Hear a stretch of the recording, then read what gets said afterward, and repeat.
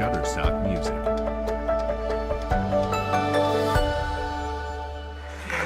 Your Excellency, and good evening, everyone. I'm Sujit Sivasundaram. I'm the Director of the Center of South Asian Studies, which is co-hosting this event this evening. And it's a distinct pleasure to welcome you. So as we mark the anniversary not only of Mahatma Gandhi's birth, but also his visit to Cambridge, it may be worth bringing to mind his itinerary here in Cambridge 110 years ago, especially because we have former members of the university in the audience. He came to the Fens to hold a conference with a select group of Cambridge thinkers, both men and women, end quote. Matters connected to the Indian Roundtable Conference in London related to constitutional reforms were discussed in Cambridge. He stayed at number 1 Cranmer Road and was also hosted by the master of Pembroke College. He went for a walk, quote, round the colleges by way of the streets. He also walked along the backs. He spoke at the Cambridge Unitarian Church on Emmanuel Road, and Mr. Chowdhury of the Indian Majlis presided. Quote, asked whether there would be a resumption of civil disobedience in India if the Roundtable Conference broke down, Mr. Gandhi said that this seemed to him to be not unlikely. Moving from Gandhi to how Cambridge thinkers, men and women, have engaged with India, it was in 1964 that the Center of South Asian Studies was founded in Cambridge out of a widespread feeling of concern, a lack of knowledge about South Asia in the UK. It was part of a wave of area studies units established with government funding on the understanding that universities then would follow up that funding in turn. It quickly became a global leader.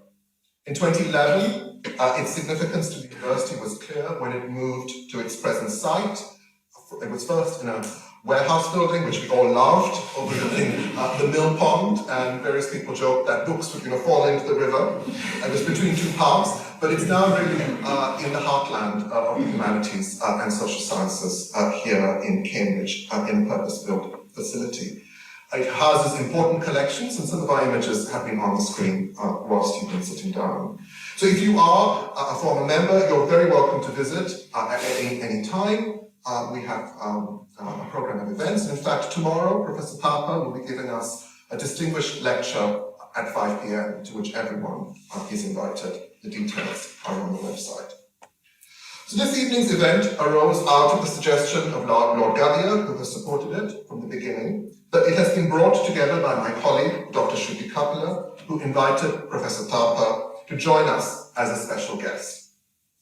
Dr. KAPILA is a distinguished guide for our conversation, as she has published on Gandhian thought and Indian ideas more broadly, consistently arguing for the critical significance of India as a source of new strains of thought. Very much in keeping with this, her most recent article is on B.R. Ambedkar, and she argues that Ambedkar was foundational for sovereignty, republicanism, and agonism. Her book, which will be out next year, is titled Violent Fraternity. So I invite you to encounter Mahatma Gandhi afresh in an open-minded spirit of intellectual inquiry. Thank you very much.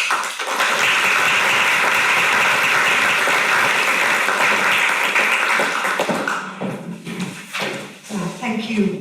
It's an enormous pleasure, and I would say even a rare privilege to welcome Professor ROMILA THAPAR, easily India's most renowned scholar, historian, and intellectual, who from the study of Ashoka and the Mauryan Empire to significant interventions in the historiography of the writing of India, but also history more generally, to the writing of school textbooks that we all read and devoured, including aspirational civil servants, and as indeed the founding figure and faculty of Jawaharlal Nehru University, my alma mater. Professor THAPAR has won a large number of accolades and awards across the world, from America, Britain, and of course in India. Yet, no distinction would do justice to her contribution to India, Indians, and world scholarship. So we are highly privileged and honored that she will open the discussion today on Gandhi, whom she was lucky enough to even have met.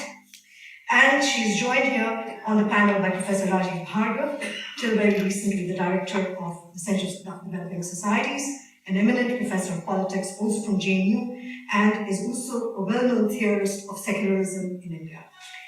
And after that, he will be joined also by Faisal Devji, Professor of Indian History, Fellow of St. Antony's College, Director of the Asian Studies Center at the other place, yes, Oxford. So, a highly influential historian and thinker on debates of global Islam, violence and ethics. Devji's 2012 book, The Impossible Indian, Gandhi and the Temptations of Violence, installed Gandhi not as a politician, did not revise his reputation as a politician, but actually installed him as a political philosopher of the 20th century and the human condition more generally. Finally, last but not the least, he's joined by our friend Saul DUBOW, the Smuts Professor of Commonwealth History at the faculty here, a historian of modern South Africa, apartheid, race, and science. So essentially, if I were to sort of briefly say, I would say a couple of things and then open the discussion, and the way the discussion will move is that we will have opening comments from all our panelists, a moderated quick discussion, and then we will have an open Q&A. But I was reminded of Professor Ashish Nandi, also of CSDS, who said that encountering Gandhi, at least for every Indian, if not for everyone in the world, is essentially encountering yourself. It is an encounter with the self. He was indeed a compelling figure who transformed the 20th century. But Gandhi is neither a saint nor a sinner, but easily the most influential and I suppose the most famous Indian after the Buddha that India ever produced. And like the Buddha, Gandhi also spoke about radical nonviolence or indeed ahimsa. So I think, above all, I think lots is going to be said about him, but I think it is his politics of courage and fearlessness that positioned the body of a very frail old man as iconic and as transformative at the height of militarism in the 20th century. Think of his contemporaries, Stalin, Hitler, and even Churchill. So precisely because I think Gandhi occupies the figure of the father, he's the father of India, of course. Gandhi is the focus of intense investment, of adoration, and also indeed increased criticism. But he remains inescapable as he did for his time and now in ours. So here it is to you now.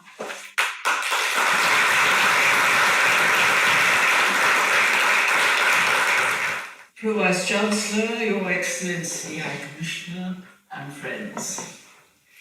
Thank you, Professor Kapila, for a terrifyingly generous introduction. And I'm not sure that I'll be able to live up to it, but thank you. I'm a little hesitant about speaking on Gandhi for the simple reason that I'm not a specialist on Gandhi. I know very little except for a little bit of general reading and interest. My specialization, of course, is centuries and centuries before Gandhi. But I have been bothered all my life practically by this one question of not just the intellectual lineage of Gandhi, whom he studied, but why there was, and an explanation for it, of this massive popular response to his ideas and his forms of activity. And it is that question with which I am concerned today, which is in a sense wider than Gandhi, but at the same time very specific to his activity. I would like to begin on a personal note by speaking about the one occasion when I very briefly met Gandhi a lifetime ago. We exchanged half a sentence on what seemed a mundane matter. Yet, it came to symbolize for me the need to go beyond the obvious, to go to what I have often called the context. I was in school in Pune in the early 1940s. Gandhi, when not in jail, would hold prayer meetings in town. And being ardent young nationalists, we made a point of attending them. One evening, I took my autograph album and with much trepidation requested Gandhi to sign it. There were no mobiles in those days, so I couldn't ask for a selfie. He signed in the book, and when handing it back to me, asked me why I was wearing a silk salwar kurta, adding that I should only wear khadi, the hand-spun cloth. I readily agreed and assured him that I would do so. But what did khadi mean, other than the symbolic use of a type of textile associated with Gandhi's activities? This question remained with me, and the answer came when I searched for the antecedents of what was referred to as satyagraha, literally holding the truth. Over the years, I have asked myself why this concept became such a bedrock of Indian anti-colonial nationalism, with a massive public response. Its only absence, and not unexpectedly, was in the two religious nationalisms, the Hindu and the Muslim. I wondered if the ambiance of dissent, as it were, that has had a noticeable presence in Indian society for over 2 millennia might provide a continuous hidden connection. Religions in India have generally not been monolithic. Frequently, there are breakaways or composite forms emerging from existing sects, religious sects, in either a close or a distant relationship. In pre-modern times, religious identities were more often linked to sect and to caste, and only very infrequently do we find references to an overarching label of someone being either a Hindu or a Muslim. To go back to the mid-first millennium BC, historical references to religion in India mention two parallel religions, that of the Brahmins and that of the Shramans. And the latter, the Shramans, were the collection of Buddhists, Jains, Ajivikas, and some would add the Charvak, all bundled together in this one concept. Shamanism was different from Brahmanism, being focused more on the social ethics rather than deity and ritual. It was taught by Shramans, largely monks, who adopted an alternative pattern of life, living in monasteries. They had a large following of lay supporters who admired their dedication to a difficult goal.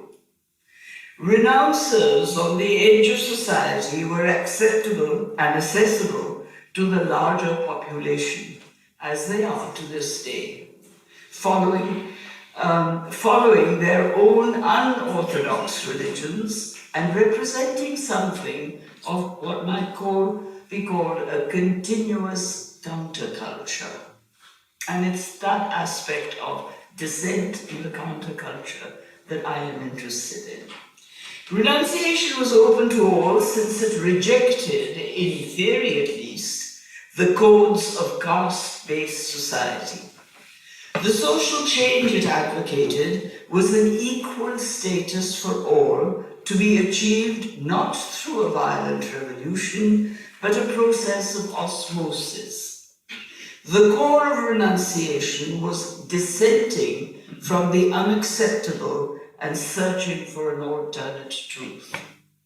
The search was for a release from rebirth, but also for laboring, and the word sharma is used, which gives rise to Shamanism, to ensure the social good. This ethical code resonated with the larger public, and some among those who taught it acquired moral authority. Such an ethical code requires ahimsa, abjuring all violence, and an unflinching dedication to truth. Whereas the Bhagavad Gita spoke of possible violence in certain circumstances, what I would prefer to call a contingent violence, The Shramans would have none of this. This was essentially like satyagraha. Various forms of protest have been linked to satyagraha, familiar to us from Gandhi. In kingdoms of past times, for instance, one form of protest was sometimes expressed through what was popularly called dharma. The main protester was a bard or a poet. Bards were the keepers of the dynasty's history. They maintained the genealogy that legitimized the dynasty, as some historians today do in legitimizing politics. Their caste status was low, but they were inviolate, and they were respected as arbitrators in disputes. If the charin, or the bard, thought that the protest of the people was legitimate and in its demand for justice was legitimate, he would articulate it. And how did he do that? He positioned himself at the threshold of the royal residence. He would undertake a continuous fast until the conflict was resolved. The violence of the protest was thus subsumed in the non-violent act of the fast. The bard was qualified to do so if he had moral authority among those protesting and was also respected by the Raja. His intangible power legitimized the protest. The bard, losing his life, spelt doom for the Raja. Such a fast had an underlying link to Satyagraha and to Gandhi's fasts, and we can see the parallels. Satyagraha had links to aspects of dissent as expressed, I think, in traditional renunciation. The parallels are suggestive. Most Satyagrahis had a period of training. How were they to understand their function? The discipline of living in a Gandhian ashram was very strict. Satyagraha had its own rules, relationships, and identity, even without being a monastic order. And to assert a greater moral force, the Satyagrahi had preferably to be celibate, as renouncers generally were. Symbols of renunciation also begin to surface. Satyagraha builds on moral authority, and this is crucial. Soul force, as it came to be called by some. That Gandhi was named a Mahatma, a title that interestingly he did not reject, even at the height of his political rule, was a recognition of this presence of his claim to a moral authority. Satyagraha did not have a strong religious identity. It treated all religions as equal, although one can see that one religion does seem to have been more equal than others. However, there was a moral right to break the law if it caused widespread suffering. But who had the right to judge and speak on behalf of the people? Was Gandhi assuming this role?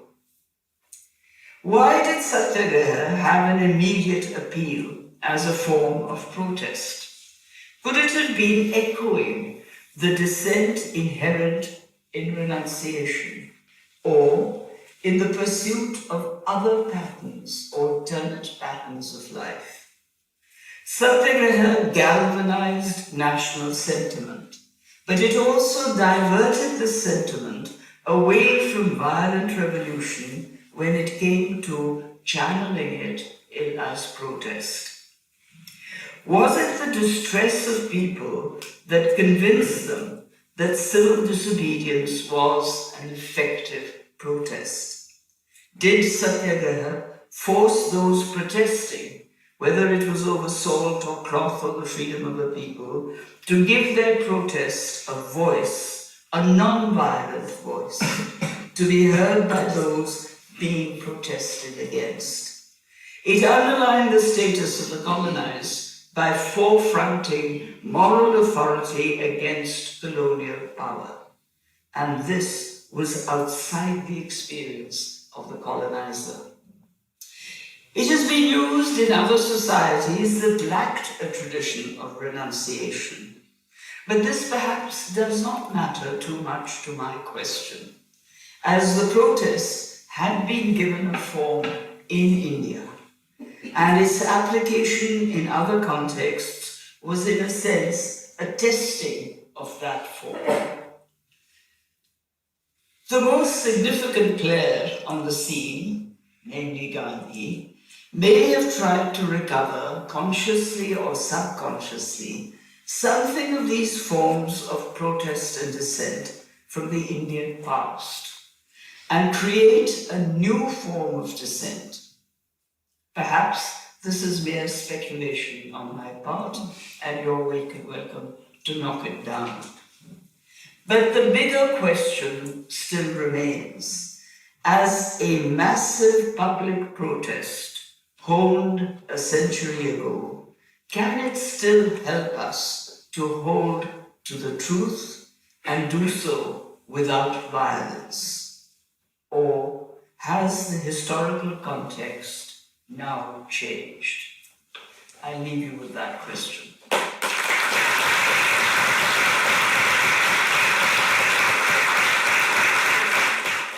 So, I've been asked to speak on Gandhi's conception of secularism. And I want to begin by saying that in India we developed two related but distinctive conceptions of secularism. One, in my writings, I've called the principal distance model. And the other one, of course, can be easily attributed to the Mahatma. And to understand what is really distinctive about the Gandhian model, I think it's important to compare and contrast it with European conceptions. And the background of European conceptions of secularism, political secularism, is that before this talk of secularism began, European societies were largely religiously homogeneous, which is to say, they were predominantly single religion societies with a strong relationship or a strong alliance between the church on one hand and the state on the other. And this church had begun increasingly to be politically meddlesome and socially oppressive. And therefore, the key issue before society and before the state was how to separate the state from this very powerful church. And there were many goals that the state and all those who supported the state had in mind, but among them were two values, individual liberty and equality of citizenship. So let's sort of be clear on one thing, that religious diversity was simply not an issue for European secularism, because religious diversity had been liquidated in all kinds of ethically undesirable ways before this idea of secularism came up. By contrast, in India, deep religious diversity, at the time when this idea of secularism was growing up, was not an optional extra, but part of the social, cultural, and political landscape. And Gandhi never really tired of noting and saying that there is an endless variety of religions and an endless variety within each religion. And that since religious diversity was inescapable, there's simply no way that one single religion can be imposed. You can try to enforce it down the throats of people, but really there is no way that there can be one single religious for the whole of humankind. So what is needed then is a recognition of diversity and also to ensure that there is a basic level of comfort and trust between these communities, religious communities. For Gandhi, deep sociability or a certain quality of relationship among human beings was an end in itself, which meant that, that was how we could explain, or how we can explain, why disagreement sometimes can be set aside and people can focus on agreement, and why, despite the breakdown of agreement, people have the will and the wish to renew conversation. That's an idea which is extremely important for Gandhi. And he talks about mutual respect, equal regard, and toleration between communities, and as well as a number of terms that he used: communal amity, communal unity, communal harmony, and so on. Now, a large part of this responsibility, the responsibility for Gandhi rests with the communities themselves. But there are times when this harmony is disturbed, there are times when this harmony breaks down, and I think that's the time when Gandhi believed that the state must step in. And for that to be possible, for the state to step in, it was important that it didn't align itself with any one religion, that it kept a distance from all, and which is why the Gandhian conception of political secularism marked a certain comportment of the state whereby it distances itself from all religious and philosophical perspectives in order to promote a certain quality of sociability, of fraternity, or at least friendly relations between communities. And that's what distinctive about Gandhi. If you look at modern Western secularism, they focus on church-state separation for the sake of two values: individual liberty and equality among individuals. They have no place for either community on the one hand or fraternity on the other. And for Gandhi, this was absolutely central. Gandhi believed that apart from being individuals, we're also members of historically embedded religious and cultural traditions. We are carriers of a pattern which is there in these traditions, and therefore when we meet each other, we also meet each other as members of this community. And this relationship between communities can either be sour, bitter, or it can be decent, good, qualitatively of a high degree of sociability. And he believed that secularism has, or the secular state has some role to play in this. Now let me come to this. That's the first point. The second point that I want to make is that this was not just a pragmatic issue for Gandhi. It was part of his conviction. It was partly philosophical, but partly derived from wisdom tradition, from folk traditions. In short, for Gandhi, religions were inevitably partial, incomplete, fragmentary, so that different traditions need to complement and enrich one another rather than see each other as exclusive rivals, mutually exclusive rivals. Now, I don't wish to deny this philosophical influence in Gandhi, this gender influence, but I think even more important than that is that he was grounded, as I said, in popular traditions, in the wisdom traditions, which were part of the social imaginary of ancient societies, not only India, but Greece, Roman, also pre-Islamic Arabic. The implicit theology of these primary religions was that they accepted that the gods of each culture can be translated into each other. They were mutually translatable. All these cultures had ideas that each god performed some cosmic competence, based on some cosmic competence, for example, a god of knowledge, a god of love, or they were embodied an entity of cosmic significance, god of fire, rain, thunder, sun, moon, or they were primal gods, creators, preservers, destroyers, and that every such god or goddess of one culture could be related to the other, to the god of another culture. Now, there were lots of relationships which are possible. Ontological hierarchy is one. You have one god who's who's very, very high. Others are around, they're true gods, but they play a somewhat subordinate role. Hybridity, when two gods of different cultures come together, merge, and taking on aspects of one another. For example, the Egyptian god Amun-Re, or the idea of Hari-Har. But the main idea that Gandhi espoused was that they are equivalent. This meant that the translation between gods is possible by establishing a certain kind of equivalence between gods. My time is up, actually.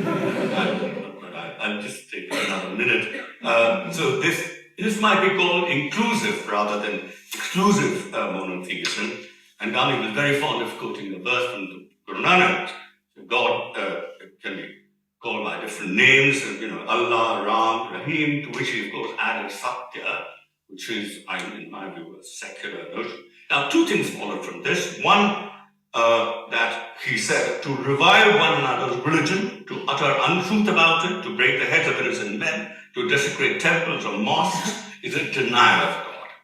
And the second, it's just wrong to say that my God is superior to that of the other. The whole point of religiosity is to dig deeper and to go higher, to seek moral self-improvement. And if that's the point, there's no point in crossing from one label to another. So deep diversity is something which he absolutely accepted.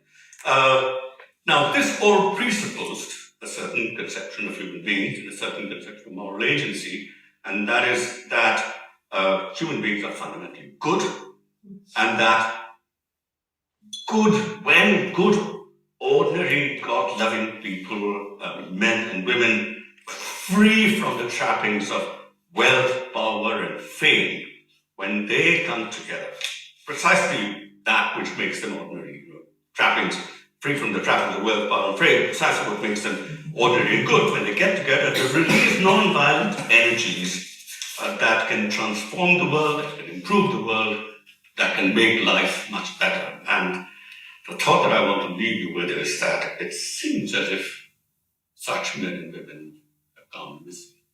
Perhaps there aren't very many humans left who are free from the trappings of wealth, power, and fame. And if that happens, then there is no Gandhian religious vision, and there is no Gandhian secularism. Thank you.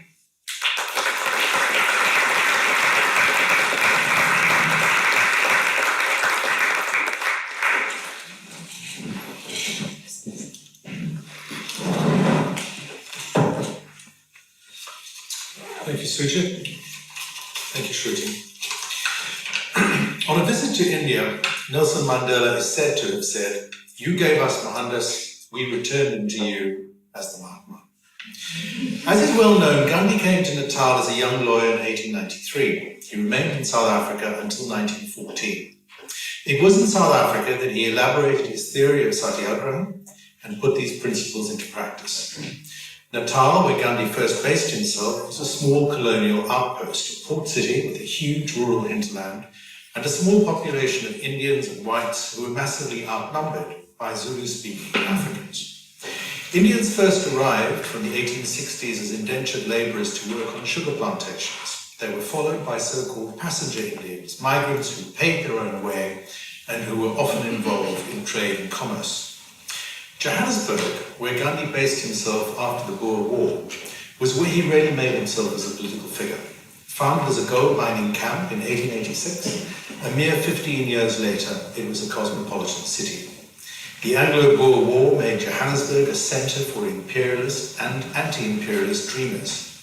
It was a dynamic environment which attracted plutocrats as well as socialists and syndicalists, including Robert Tressel, author of The Ragged-Trousered Philanthropists. It was in this metropole that Gandhi gravitated towards a curious set of Bohemians, Theosophists, and vegetarians.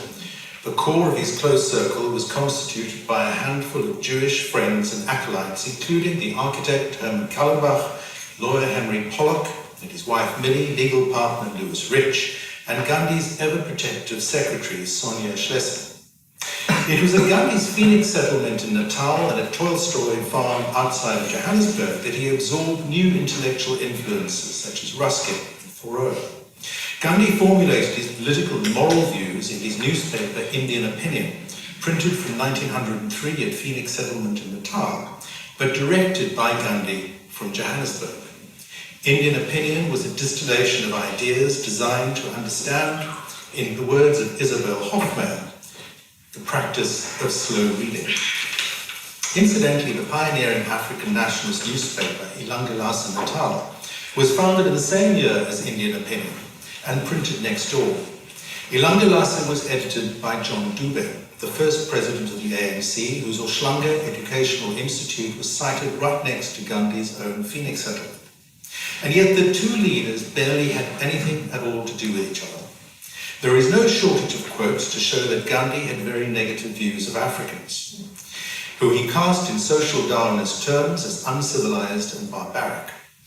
Ghulam Vahed and Ashwin Desai, in their penetrating critique of Gandhi, stretcher-bearer of empire, lays bare his determined loyalty to the British Empire and his efforts to fight for justice for South African Indians to the exclusion of Africans, or at least with little awareness of their common predicament. What should we make of this? One point to bear in mind is that the South African Gandhi was still a politician and philosopher in the making. He was at this stage of his career a lawyer, hired to defend the interests of the emerging South African commercial elite.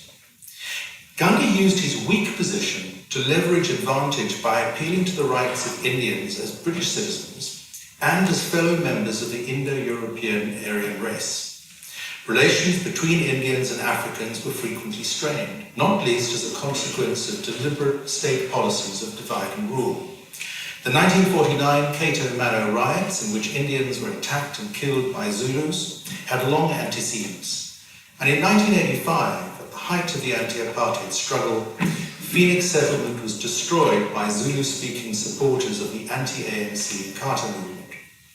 Gandhi failed to see Indians and Africans as common victims of racial oppression, but he was concerned to find allies with other marginalized groups, initially amongst the diverse Indian community in Natal, but also with Chinese.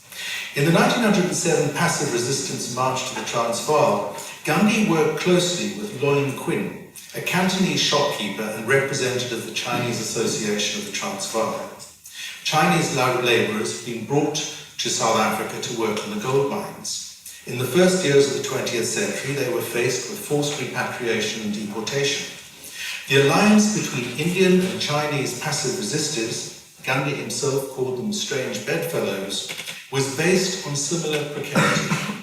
Both were deemed to be Asiatic others under Transvaal law. Unlike Africans or natives, whose indigeneity was never challenged by white South Africa, Chinese and Indians were seen as dangerous interlopers. In the 1930s, Jewish immigrants became a new focus in xenophobia, and in the lead-up to apartheid, the invective against Indians and Jews as parasitic aliens was often expressed more shrilly and with greater anxiety by some leading Afrikaner nationalists than the fear of Africans. A reminder, perhaps, that proximity to whiteness was often more threatening than distance. Gandhi's persistent use of racialized epithets to describe African people has to be seen in this context. It's too easy to pick he said, she said quotes out of context. Asymmetrical power relations help to explain why Gandhi's use of racist epithets may seem even more insistent than Jan Smuts's carefully calibrated defense of white supremacy. We should remember, too, that Gandhi was innovative in seeking to redress these asymmetrical power relations by creating unity amongst those of Hindu, Muslim, and Parsi descent. There is also good reason to believe that it was Gandhi's position as leader of a vulnerable expatriate or diasporic community that gave him the perspective which led to his seeking to transcend religious and caste differences in India. Distance can also be clarifying. Often overlooked in the literature on Gandhi is the extent to which Indians in South Africa were only beginning to think of themselves as South African. The emergence of the Indian Colonial-Born Association and the short-lived Natal Indian Patriotic Union is indicative of a tentative, new expression of national belonging and assertion. Gandhi was probably only dimly aware of this new sense of colonial Indian identity. He was more focused on activating transnational and imperial ideas of British citizenship. Indeed, it is only in the 1940s that South African-born Indians came fully to express their South Africanness alongside their Indianness. Social radicalism and communism encouraged some Indians to identify closely with the African National Congress in ways that Gandhi could simply not have envisaged. The historic Doctors' Pact of 1947, signed by ANC President Puma with Indian leaders Monty Naika and Yusuf Dadoo, was a major statement of multiracial opposition to white supremacy. The 1951-52 Defiance Campaign, which was inspired by Gandhian principles of non-violence, featured Nelson Mandela as volunteering chief. And yet Mandela was never fully a Gandhian. Through the 1950s, he was one of those Africanists who were deeply suspicious of Indian and white interference in the African National Congress alliance. His views became much more open and inclusive in the 1950s, not least because of his love of curry and his interaction with cosmopolitan Indian activists like the Mirs, the Kachalias, and the Kathradas. The real inheritor of Gandhian principles was ANC President Albert Luthuli, Congregationalist moralist and devoted exponent of passive resistance, who was awarded the Nobel Prize in 1961 at exactly the moment that Mandela was circumventing Luthuli's authority in order to launch Umkhonto we Sizwe's armed struggle. Gandhian non-violence was for Luthuli not only a moral imperative, it was also conditioned by strategic calculations. Put simply, in the aftermath of Sharpeville, when Mandela argued that there was no alternative to the armed struggle, the Gandhian wing of the ANC maintained that non-violence had not failed, rather it had never been tried to its full extent.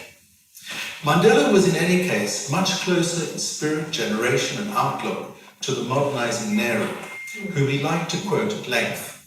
But the legacies are complex and frequently counterintuitive. When the British Royals toured South Africa in 1947, there was animated discussion within the politically divided South African Indian community as to whether to greet King George and his family. Some turned to India for advice. Gandhi was for a boycott. By contrast, it was Nehru who cautioned against overt demonstrations against the royals. It was Manilal Gandhi, now editor of his father's journal Indian Opinion, who editorialized that South African Indians ought to make an independent judgment. If we allow ourselves to be spoon-fed by leaders in India, then we're fit for nothing.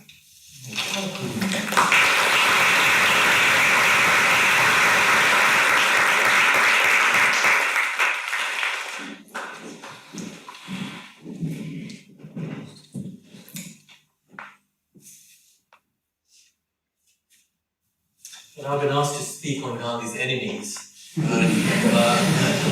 I would like to begin by saying that his enemies are perhaps his true heirs, because it is they who keep him alive. It is they who treat Gandhi as someone who must be opposed, though he died more than 70 years ago.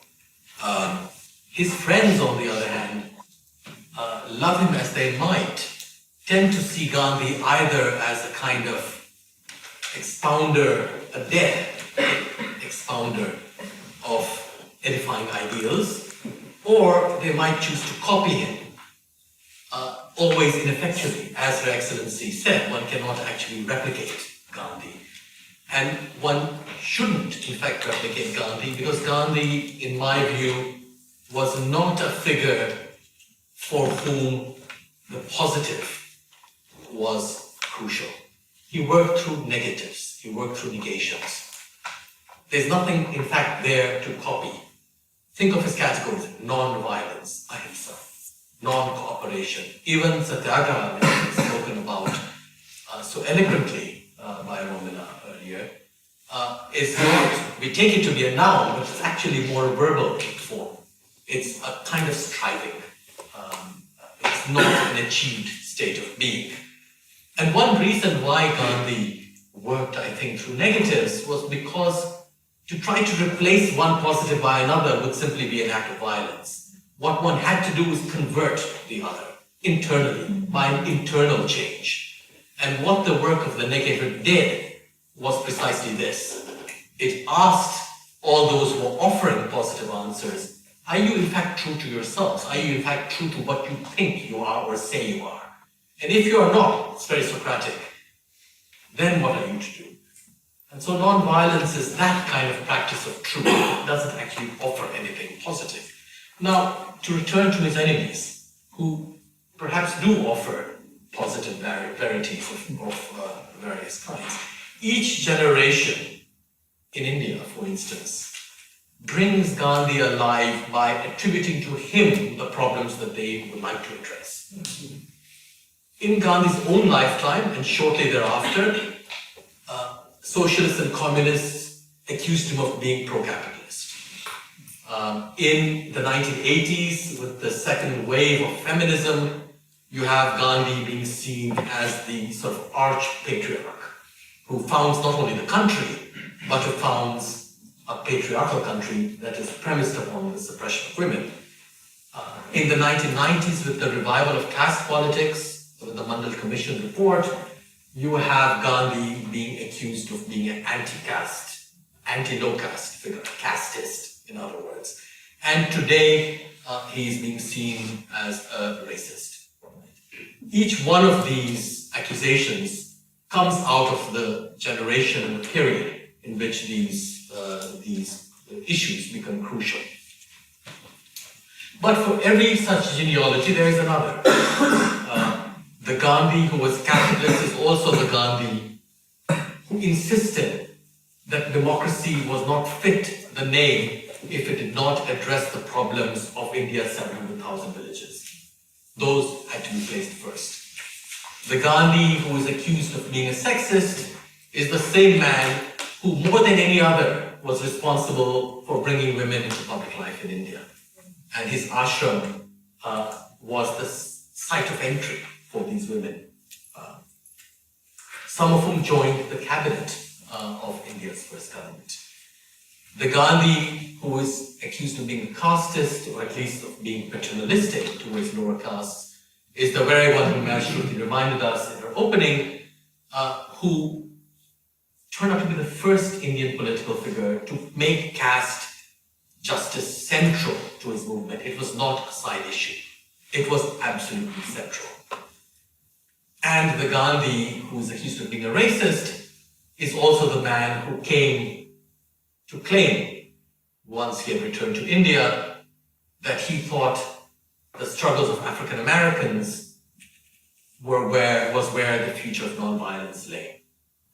And he had a distinctive and enormous influence on their struggles and, of course, on struggles everywhere else. Now, what is it that gives meaning to the current disputes over Gandhi as a racist figure? Saul has already referred to this. This is the first time, in my view, apart from the issue of class and of capitalism, that the critique of Gandhi has become global. It's no longer confined to India. All the others have been largely Indian criticisms over caste, over gender, etc. Class, which has disappeared almost as an accusation against Gandhi, and race are the two global ones. I just wonder whether what we are seeing is not an attack on Gandhi so much as an attack on forms of liberal plurality and neoliberal diversity that characterize our times all over the world. And these bring the left and the right together.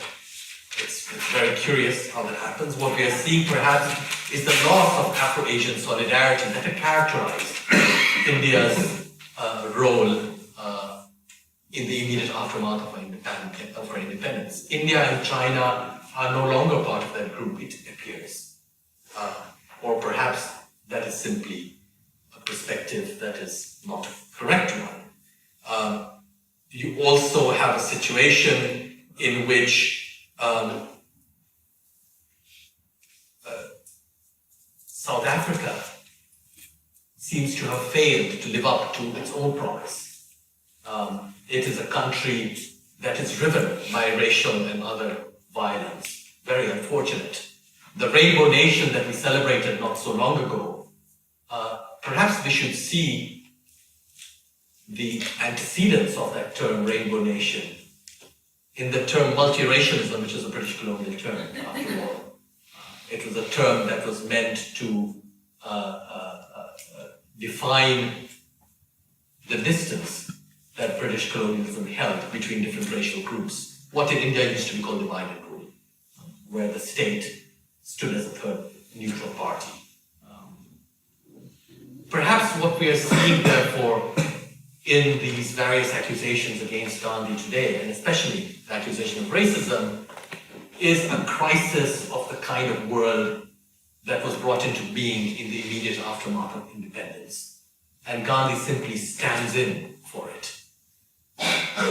There is also a final issue that comes to mind here, which is the global revival of anti-Semitism, anti-Semitic discourses. Again, Saul mentioned these.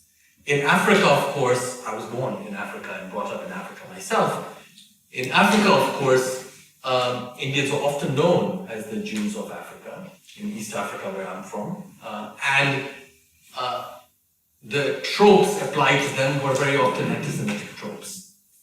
Canny, money lending, merchants, exploiting others, etc., etc. You know the pattern. And the history that emerges from those tropes is also an unhappy one, which includes the anniversaries coming up only in a couple of years, the expulsion of Indians from Uganda. Today, in places like South Africa, when people like Julius Malema castigate Gandhi, and the authors of that book on Gandhi that Saul mentioned, which I had myself actually reviewed for publication, they do so by going back to that unfortunate history. So it is important, I think, for us, turning to what Rajeev and ROMILA had said about context, to place these attacks in a context in which we all live, where we are seeing a certain kind of crisis. And I will stop, I know I've gone over time, I will stop by saying that one way of addressing them in a Gandhian way is by the kind of renunciation that ROMILA was mentioning, and a reliance on the negative practice that I spoke about earlier, for a freedom that rejects false positives, to open the door to something that is yet unknown, something that is yet to come, which Gandhi always described as the event of the incarnation of Vishnu, of the incarnation of God on earth. Okay.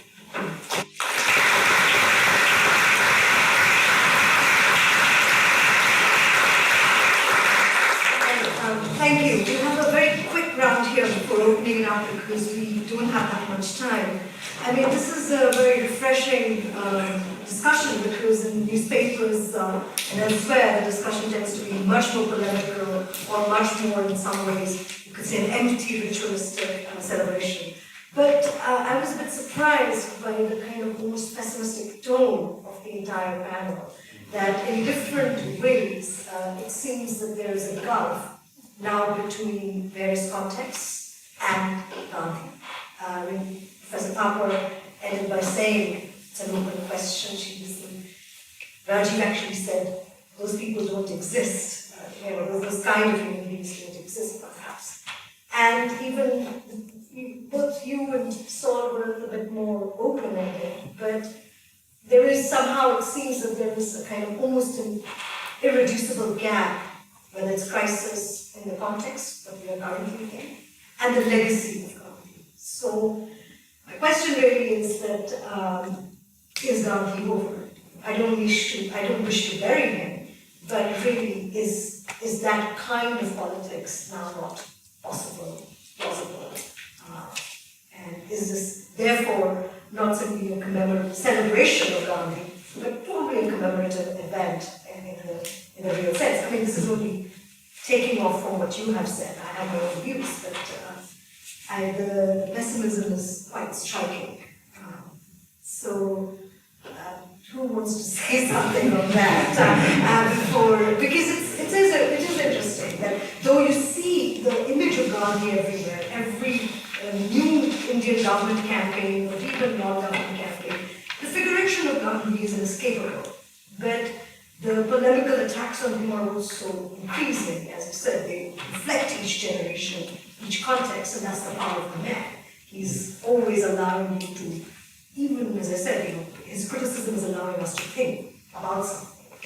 But it was more the kind of his radical nonviolence, his politics of selfhood, the very things that in a way disrupted, which was definitely the most politically powerful polity in the world, the British Empire, right?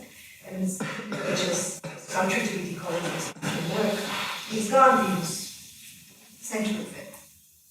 So the question is kind of related point is that is Gandhi now so absorbed in various other radical movements, whether it's of environmentalism or it's become so as naturalized in other movements that it's also harder to excavate something on the positive side. On the negative side, is it all over because this is the age of violence, of India being aggressive, the aggression of being that comes with aspirations to being a superpower. Very different contexts. So who wants to sort of, does anyone want to say, Professor THAPAR wants to say something? Oh, the trouble with having started it off. Yes. Various things. First of all, Gandhi's spectacles are everywhere in India. Yes. Billboards, advertisements. And I personally find myself getting deeply upset by this because of all the things that Gandhi did and all the issues that he stood for and fought for. Surely, cleanliness and open defecation, objections to open defecation and cleanliness and so on, this is not the main thing for which we remember him.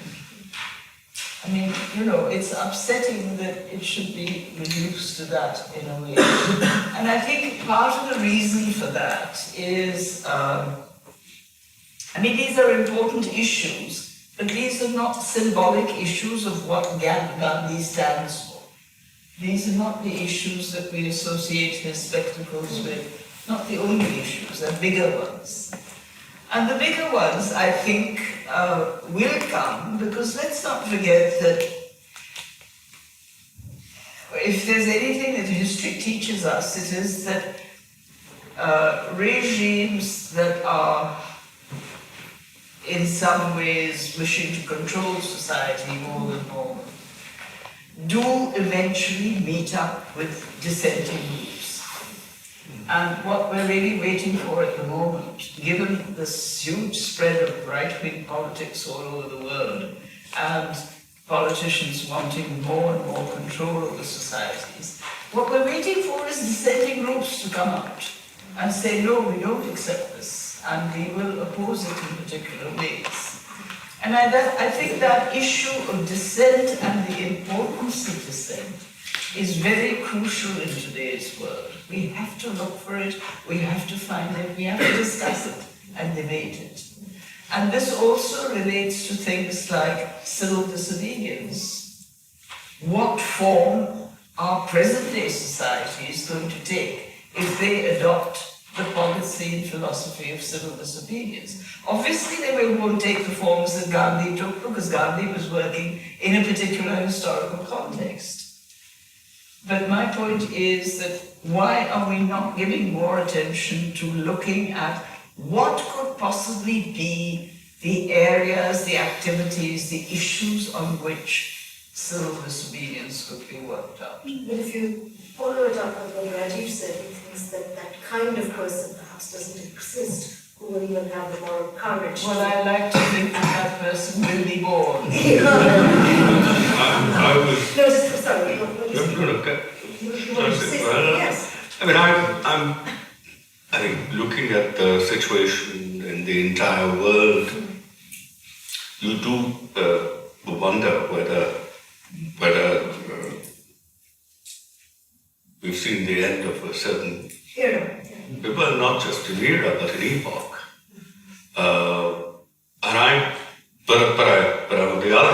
this is something, this kind of pessimism, I'm pretty confident we will be able to dispel.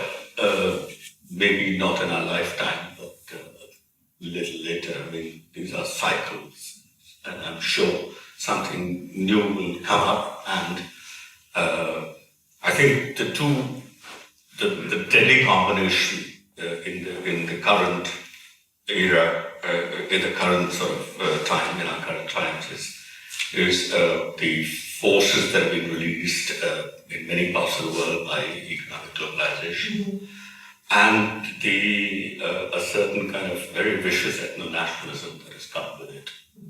And the kind of thing that I was talking about of relationships between people as ends in themselves, that deep sociability, I mean, that is a very big casualty, not just, not in families, not just and in societies, and certainly at the level of, intercommunity relations. I think, it's a very disheartening that this patiently wait. Patiently, no, I don't think, I think it's not, I agree with Romila. We're waiting for a moment when dissenting voices, people who are upset with this whole thing will be able to come together, and I think that is a moment that we will be waiting for. So you want to say something? I think you're right to put your finger on a certain sort of plangent note to some of these proceedings. I think probably as a historian, and we have to recognise that it's been a very long time since historians and public intellectuals and so forth have exorcised the idea of the great hero. So that's a long time ago. What I think has changed is that we still kept within us at least a sense of a certain kind of nobility of vision, and all the kinds of post-war things. Gandhi, of course, is killed in 1948, which we thought we could take for granted somehow, even if we were dissenting in the post-war world. I think that can be missed. What historians have done is, of course, we're responsible to the extent that we're very alert to people's contradictions and inconsistencies. The problem is that we now seem to live in an age where we can criticize Gandhi, but our leaders are immune to criticisms where inconsistencies, lies, and deceit are concerned, and the public, or many publics for the moment, are disinclined to take them to task. So you have this kind of weird thing that on the that you Google Gandhi race and it all flies out. So it is a displacement activity. I hadn't thought about like it. There's certain amount of displacement, but I think that all we can do while we wait for this moment, not wait for a great individual, but for restoration of certain basic core ideas of trust and decency and so forth, is and truth as intellectuals is to make the point that the world is complicated and that the past is complicated. This is mutually complementary. The fact that we are dismantling a certain kind of figure. Yes. And it's been allowed and actively actually promoted by people who are exactly the opposite of that figure. So there is a complementarity here. I mean, I'm not surprised that one figure is being pulled down, and the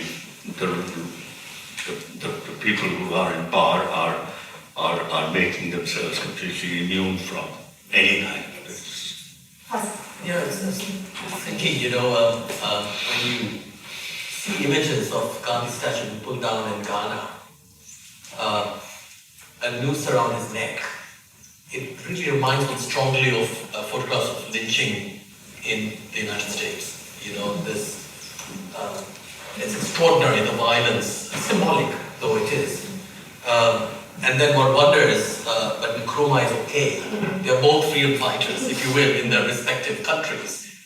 But Nkrumah was a dictator, but that's all right then. It's the point that Saul was making. Who is a leader? What does Gandhi Mahmood is available in negative form because the focus is on him. No one else could do that job. Only he can do that job. Even To stand in. He's this kind of scapegoat. There are parts of our everyday lives in which the kind of moral authority that Romila was talking about are available. And there are two that I can think of in particular. One is the huge debate over surveillance.